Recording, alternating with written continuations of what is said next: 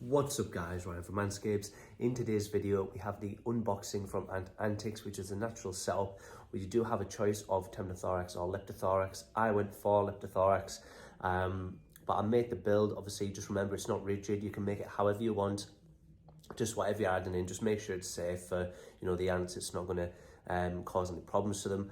But this is the build video, this is my take on it. I wanted to do a mini moss garden as Leptothorax, naturally like to live under piles of moss, etc, etc.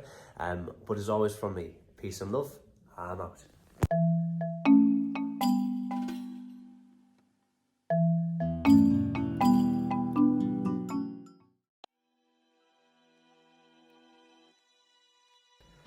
Now let's get straight into it. The first thing you'll notice is I actually ordered 3 sugar snaps separately, but they did obviously all arrive together.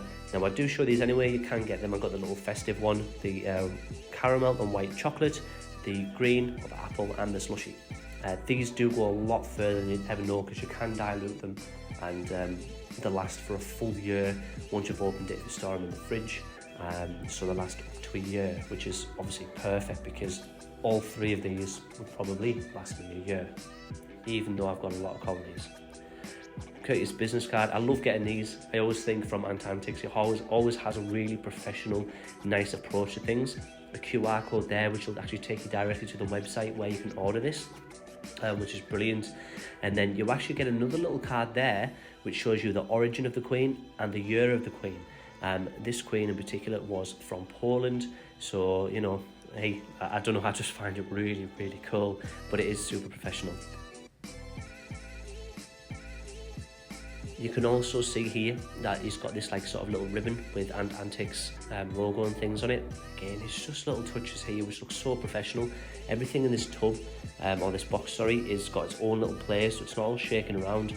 The first thing I'll show you as well is the water, or the water, we'll just call it the water dispenser. Obviously you can fill that with water and use that to water it in between. You don't actually need to water these much though, but either way I'll show you the step by step on how I built mine. First thing you'll notice is this lovely driftwood piece. So you do get a little piece of driftwood that comes with it, so you can scape it however you like. But I think it's just really nice to have this hardscape in there. It will set the initial design on how you want to make it, so I just think it's really, really cool. But the next thing I pick up is the clay. So this is obviously one of the first layers after your carbon, but again I'll explain exactly what you need to do with each step.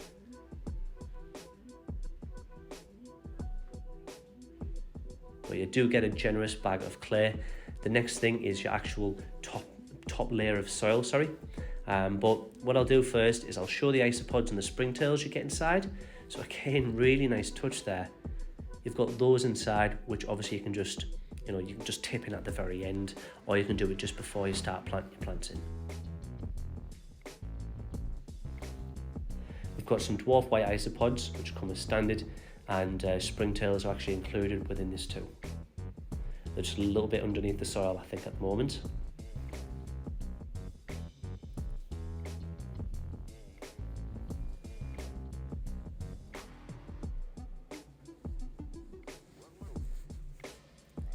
The next part is the top layer of the soil. You can tell the difference because one of the soils is black, one of them is brown. The brown's your clay, the black is your soil. The next thing is you've got your drainage layer on the right side there, your leaker, and on the left side you've got your carbon. Now the carbon takes any nasties out of the actual terrarium itself. As the water goes through it, it purifies the water and purifies the air inside the cell. So both absolute essential things for a bioactive setup. And then the next thing inside here, you do get some mesh membrane. You can see you get 2 pieces, which I'll just drop straight down into this. You see the 2 pieces there, which is great because then you can obviously have the overhang which you'll need. So we've got some orchid bark pieces, we've got some rocks there, we've got a plant, we've got some moss too. So, for a setup this size, it fits it perfectly. The driftwood piece is the perfect fit. The moss amount, perfect, including the plant as well.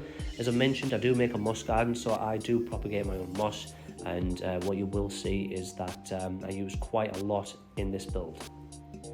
But looking at the colony, you can see the queen there. It's about 10 workers strong. You can see the brood. and the eggs in there. So it's really nice colony. They're actually so cute as well. They are super tiny compared to, you know, your larger species, but for a setup this size, they're ideal. Max colony size is about, you know, they say anything from 200 to 500. I'd say 500 would be, you know, I mean, I don't think they'd ever exceed that, but for a small colony and species, they are absolutely stunning.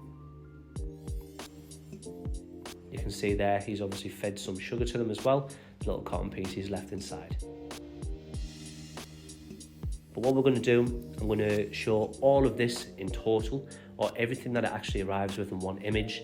Then what I'm going to do is I'm going to start the scape, start designing it, and showing you each step that I did, and you know, or the way to do it basically.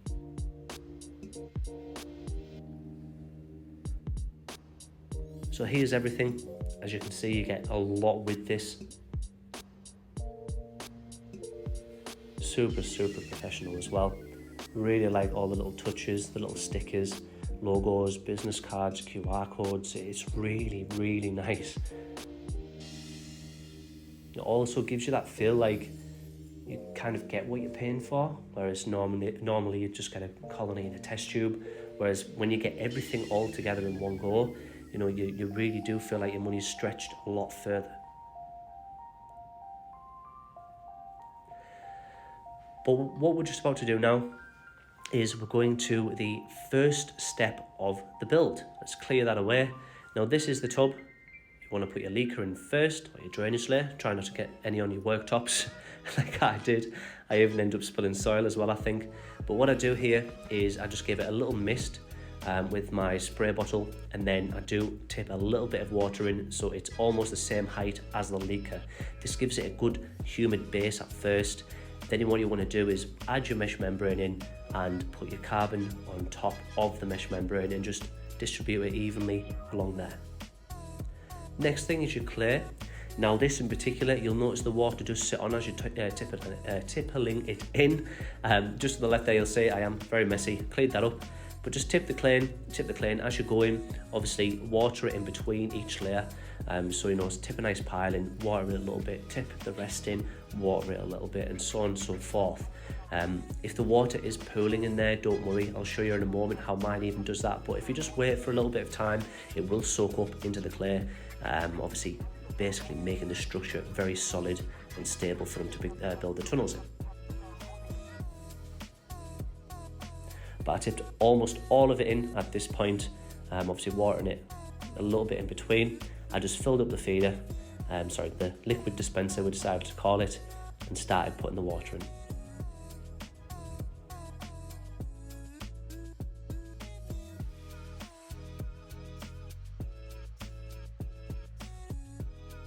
I give it just a little bit of a tilt here, so obviously the water soaks in at the very back as well. But to be honest, it's kind of like a rinse and repeat with this. I added the rest of the clay, patted it down a little bit more afterwards, rest of the clay, and then another watering down, which again, it does pool up, but just leave it sat there for a moment. The rest of it will be absorbed by the clay. There you go. Now that you've done that, you want to get the other bag, which is your soil, and you basically want to tip the soil on top of this layer. At this stage, if you want, you can, you know, push it down a little bit more again, which I do. At this point, I'm just going to get the moss from my animal room.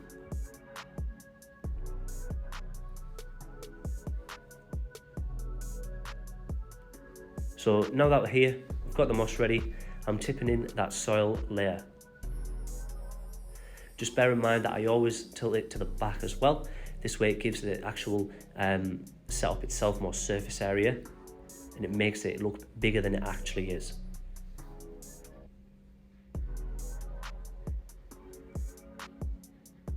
Now at this point, this is where I add the springtails and the dwarf white isopods.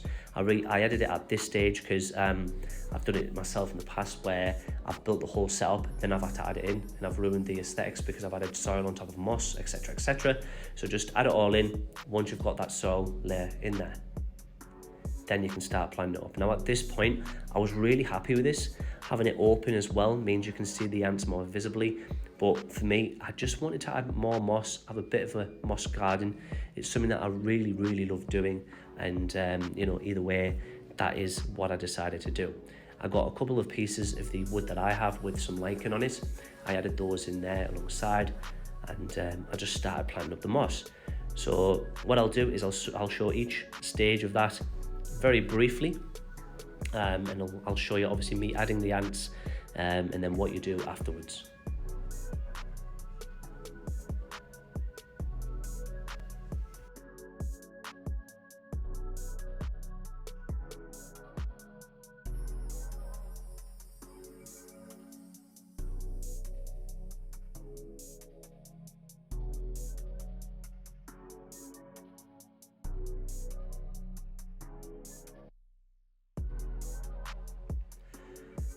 Okay, so now that's it. I'm happy with that.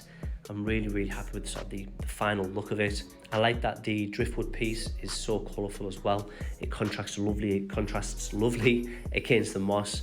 It makes the moss look more green, but this is the final result.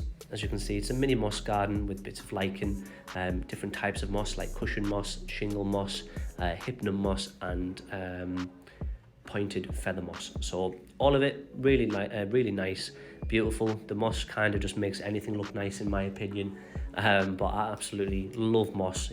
I always think it looks so good. But after this, it is just the case of putting in the ant colony. So what I did do is I just put in the actual test tube itself, and you'll see here I literally just rest it on the top and I put the lid on.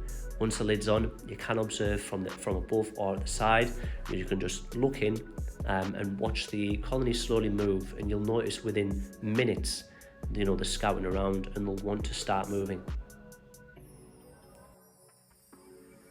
And all you want to do, put the test tube inside, put the lid on. Once I've moved, take that test tube out.